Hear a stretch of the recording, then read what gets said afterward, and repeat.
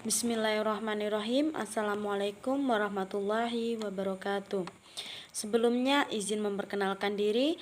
Nama saya Eva Hayati dengan NPM 2021020059. Saya dari Fakultas Syariah, Prodi Hukum Tata Negara, kelas B semester 4.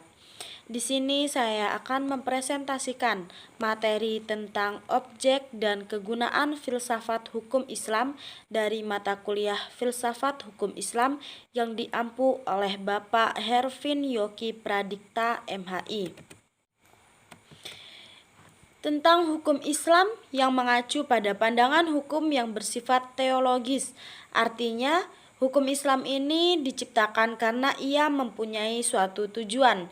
Tujuan dari adanya hukum Islam adalah terciptanya kedamaian di dunia dan kebahagiaan di akhirat. Jadi hukum Islam ini bukan bertujuan meraih kebahagiaan yang fana dan pendek di dunia semata, tetapi di mana juga mengarahkan kebahagiaan yang kekal di akhirat dan kelak. Inilah yang membedakannya dengan hukum manusia yang menghendaki kedamaian di dunia. Tujuannya yaitu dari hukum Islam ini merupakan manifestasi dari sifat Rahman dan Rohim, yaitu Maha Pengasih dan Maha Penyayang Allah kepada semua makhluknya. Rahmatan lil alamin adalah inti syariah atau hukum Islam. Keberadaannya syariah tersebut dapat menegakkan perdamaian di bumi dengan peraturan-peraturan masyarakat yang memberikan keadilan kepada semua orang. Keadilan ini sangat mulia yang dihadapkan Tuhan, dan sifat adil merupakan jalan menuju takwa setelah iman kepada Allah.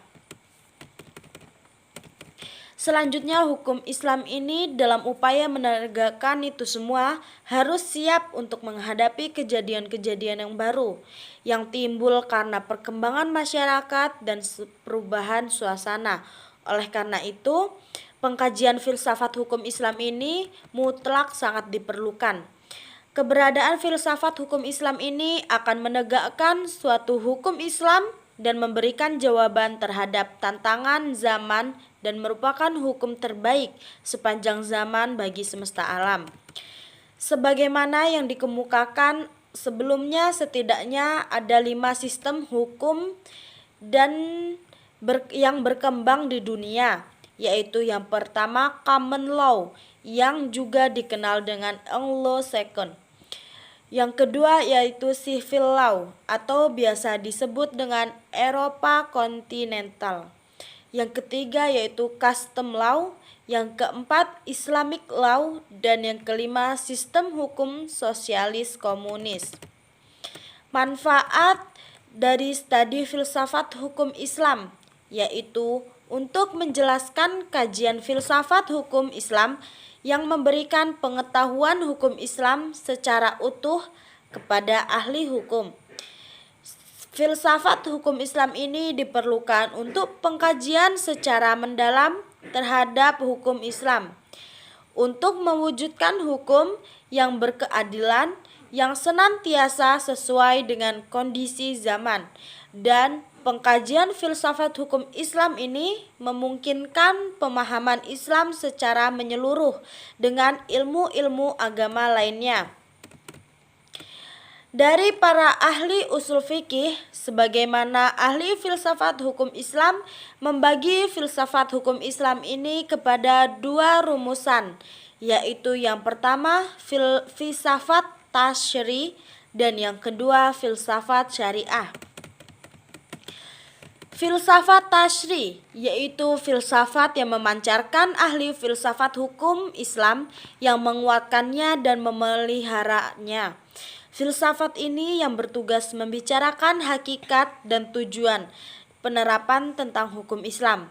Filsafat tasyri ini terbagi kepada beberapa dasar, yaitu yang pertama Da'aim al-Ahkam atau dasar hukum Islam, yang kedua Maba di al-Ahkam atau prinsip-prinsip hukum Islam, yang ketiga usul al-ahkam atau pokok-pokok hukum Islam atau masyadir al-ahkam, yaitu sumber-sumber hukum Islam.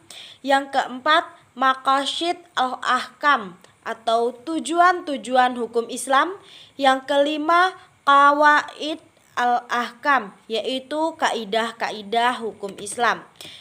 Yang kedua yaitu filsafat syariah, yang mana filsafat ini diungkapkan dari materi-materi hukum Islam seperti ibadah, muamalah, jinayah, ukubah, dan sebagainya. Filsafat ini bertugas untuk membicarakan hakikat dan rahasia hukum Islam, termasuk dalam pengembangan filsafat syariah yaitu asrar al-ahkam atau rahasia-rahasia hukum Islam. Yang kedua, kasa is al-ahkam, yaitu ciri-ciri khas hukum Islam.